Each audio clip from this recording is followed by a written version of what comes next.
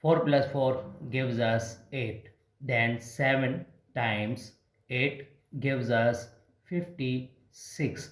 Finally 56 divide 56 gives us 1.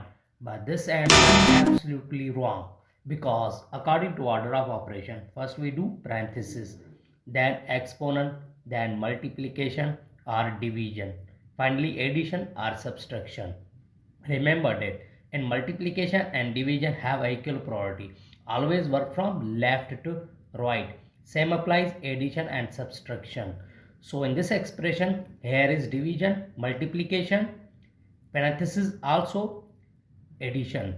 So first we do parenthesis.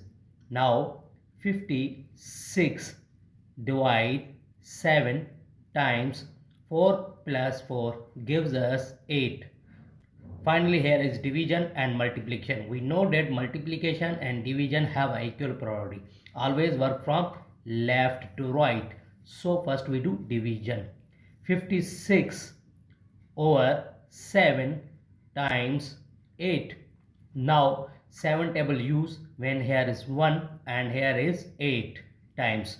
So it means 8 times 8.